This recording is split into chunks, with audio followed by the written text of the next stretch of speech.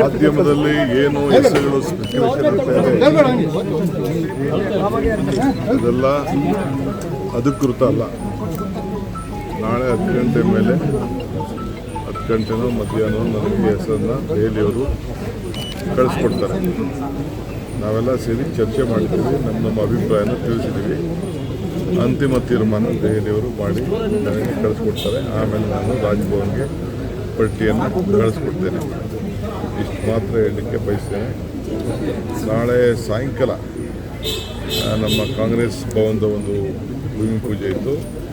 ಅದು ಇನ್ನೊಂದು ಪ್ರತ್ಯೇಕವಾದ ದಿನ ಮಾಡೋಣ ಅಂಥೇಳಿ ತೀರ್ಮಾನ ಆಗಿದೆ. ಸೊ ಯಾರಿಗೆ ಆ ಇನ್ವಿಟೇಷನ್ ಕಳಿಸಿದ್ದೀನಿ ಅವರೆಲ್ಲ ಇನ್ ಟೈಮಲ್ಲಿ 2 ಗಂಟೆ ಒಳಗೆ ನಮ್ಮ ಬ್ಲಾಕ್ ಅಧ್ಯಕ್ಷರು, ನಮ್ಮ ಪದಾಧಿಕಾರಿಗಳು, ಜಿಲ್ಲಾಧ್ಯಕ್ಷರು ಮತ್ತು ಯಾರಿಗೆ ಇನ್ವಿಟೇಷನ್ ಹೋಗಿದೆ ನಮ್ಮ ಗ್ಯಾರಂಟಿ ಸಮಿತಿಯವರು ಅವರೆಲ್ಲ ಕೂಡ ಭಾರತ್ ಜೋಡೋ ಭವನಲ್ಲಿ ಇದ್ದರೆ ನಾನು ಕ್ಯಾಬಿನೆಟ್ ಮುಗಿಸಿ ಪ್ರಮಾಣ ವಚನ ಆದಮೇಲೆ ಕ್ಯಾಬಿನೆಟ್ ಮುಗಿಸಿಸ್ಬಿಟ್ಟು ರಾಹುಲ್ ಗಾಂಧಿಯವ್ರನ್ನ, ಖರ್ಗೆ ಸಾಹೇಬ್ರನ್ನ ಅವ್ರನ್ನ ಬೀಳ್ಕೊಡುಗೆ ಕೊಟ್ಟು ನಾನು ಕಾಂಗ್ರೆಸ್ ಕಚೇರಿಗೆ ಬರ್ತೇನೆ.